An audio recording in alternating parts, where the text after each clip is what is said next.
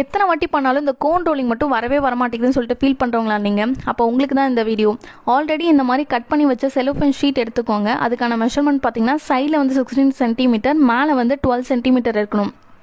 கீழே பாட்டம்லேருந்து 1 இன்ச்சுக்கு மேலே உங்கள் ஃபிங்கர் ப்ளேஸ் பண்ணிவிட்டு எப்பயும் கோன் ரோல் பண்ணுற மாதிரியே வந்து நீங்கள் ரோல் பண்ணிகிட்டே வாங்க. ஒன்ஸ் ரோல் பண்ணதுக்கப்புறமேட்டா கீழே வந்து உங்கள் தம் ஃபிங்கர் கிட்ட வந்து ஒரு ட்ரையாங்கல் ஷேப் எட்ஜ் மாதிரி வந்து ஃபார்ம் ஆகும் அந்த ஷீட்டு. ஸோ அதை கரெக்டாக டைட்டாக வந்து ப்ளேஸ் பண்ணிவிட்டு பின் சைஸ் வந்து செட் பண்ணணும். நான் வந்து இன்றைக்கி வந்து 0.38 பின் சைஸ் வந்து செட் பண்ணியிருக்கேன். உங்களுக்கு வந்து எந்த பின் சைஸ் வேணும்னாலும் செட் பண்ணிக்கலாம். செட் பண்ணிவிட்டு அந்த பின் வந்து டைட் ஆகிற வரைக்கும் நீங்கள் மேலே வந்து உங்கள் தம் ஃபிங்கர் வச்சு ஸ்க்ரோல் பண்ணிகிட்டே வரணும்.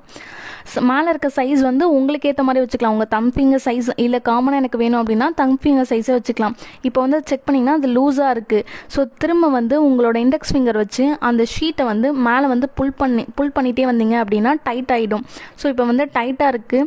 ஸோ இதுக்கப்புறம் நம்ம வந்து கோனை வந்து சீல் பண்ணிடலாம். ஸோ இந்த மாதிரி 1 இன்ச்சுக்கு வந்து ஒரு டேப் வந்து எடுத்துகிட்டு லைட்டாக அதுக்கு மேலே ஸ்டிக் பண்ணிவிட்டு தென் அகெயின் லைட்டாக ஸ்க்ரோல் பண்ணிகிட்டே வந்தீங்க அப்படின்னா அது வந்து ஸ்டிக் ஆகிடும்.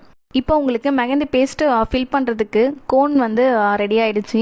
ஸோ இந்த மாதிரி நிறைய வீடியோஸ் பார்க்க நம்ம பேஜை மறக்காமல் ஃபாலோ பண்ணிவிட்டு இந்த வீடியோ பிடிச்சிருந்துச்சுன்னா கீழே வந்து லைக் பண்ணிவிட்டு அண்ட் கமெண்ட் பண்ணிவிட்டு போங்க.